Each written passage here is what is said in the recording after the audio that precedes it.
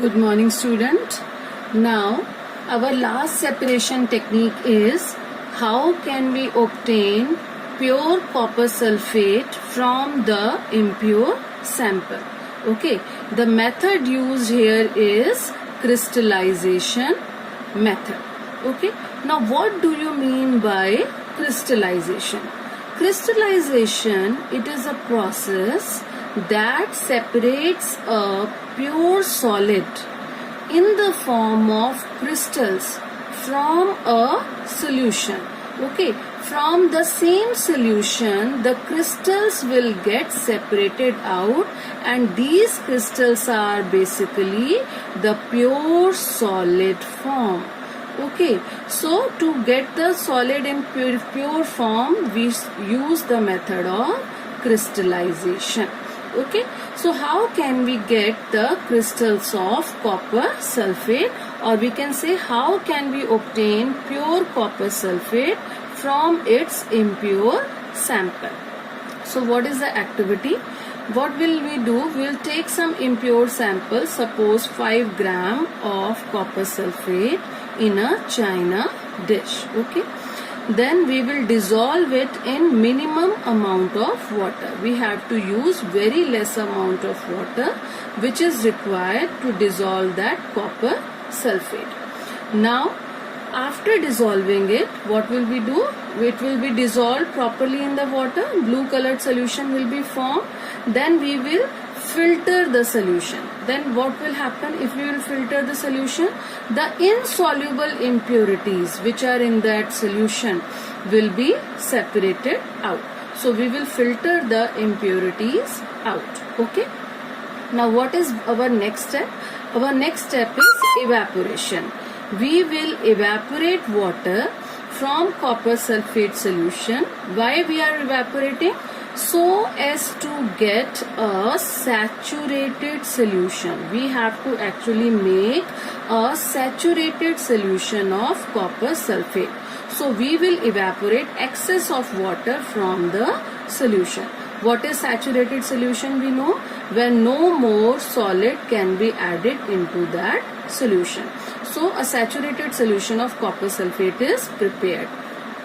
Now after that, we will cover this solution with filter paper and leave it undisturbed at room temperature. Okay, we will keep that solution at room temperature and we will keep it undisturbed so that it get cool slowly, and we will keep this solution for a day.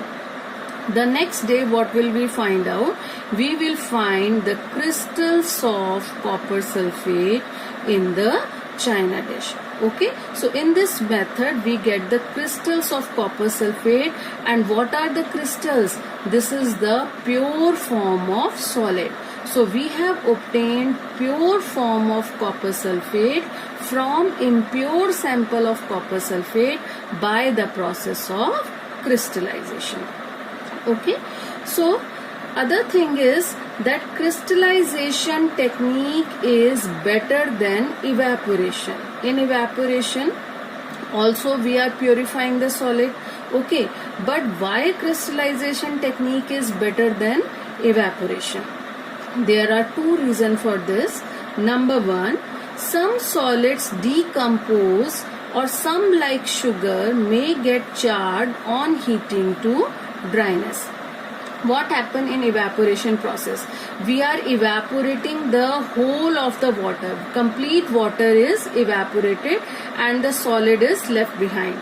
So if we are evaporating to dryness, if we are heating the solution to dryness, then some solid may get decomposed. They do not remain as such in the form we require. They may get decomposed, or some solid like sugar, they may get charred. Charred means they may get blackened. Okay, they will not remain as such.